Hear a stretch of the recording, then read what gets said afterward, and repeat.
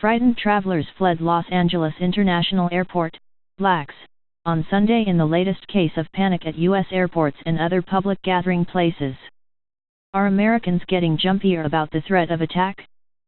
Sam Macon, 36, had just picked up his luggage at LAX baggage claim when the screaming started.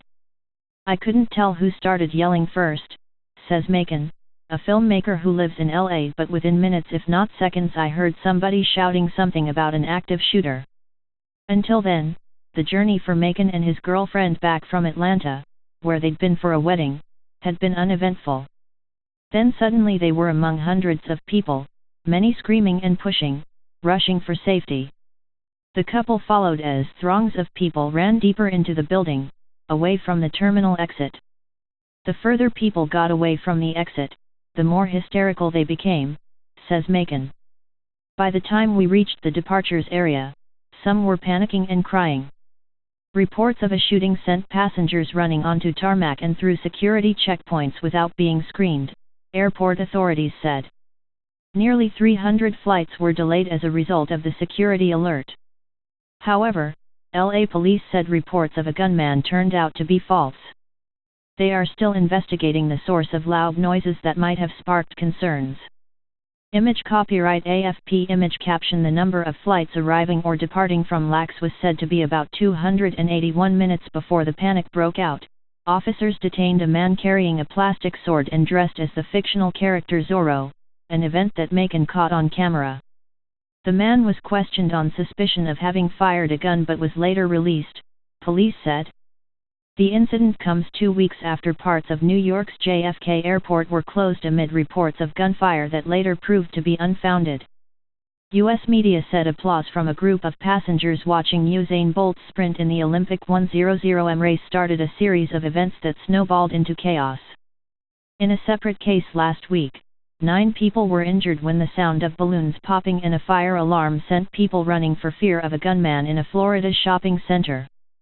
Image copyright AFP image caption. Frightened passengers cowered while police searched the terminals at JFK Airport on August 15. What we are seeing is the power of the mind and the group when people are anxious or hypervigilant and concerned about threats, says Gary Small, professor of psychiatry and behavioral sciences at University of California, Los Angeles.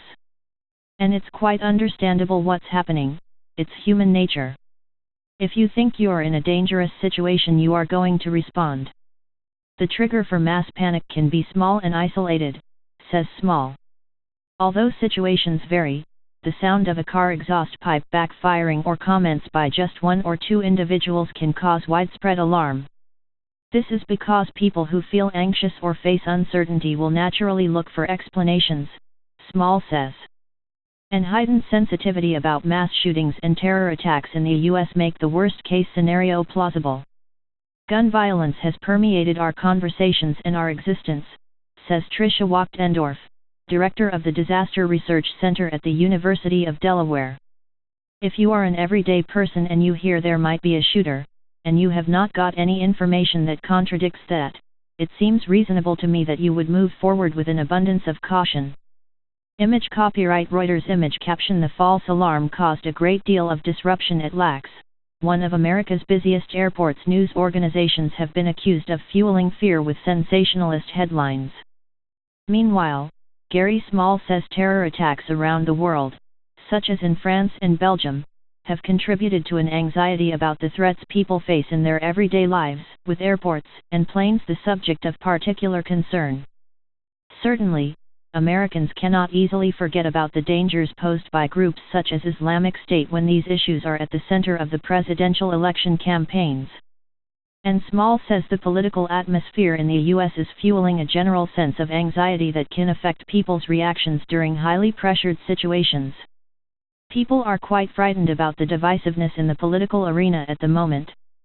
We want to look to our politicians to calm us and lead the way, and without that people are feeling unsettled. He says recent incidents suggest cases of panic and hysteria are becoming more common in the U.S. However, Tricia Wachtendorf says people are actually less likely to panic than we are often led to believe. And while instances of people fleeing in alarm have led to injuries in the past, it's important to remember that these reactions can also avert greater disaster if a threat turns out to be credible. In these kinds of events, different people have different levels of anxiety, says Wachtendorf. But widespread panic is extremely rare. We see actually people following orders, and helping each other. They are not engaging in antisocial or irrational behavior. They are doing what they are being told to do. Looking back now at Sunday's incident at Lax, Macon says the experience seems bizarre and even exciting. Now that I know that everyone was okay and no one was hurt, in retrospect that whole thing was quite thrilling, he says. But he says he also learned a lot about how emergency events can unfold. I'm not going to be more paranoid now, he says. But I will look at this as a practice run or training, in case something does happen in the future.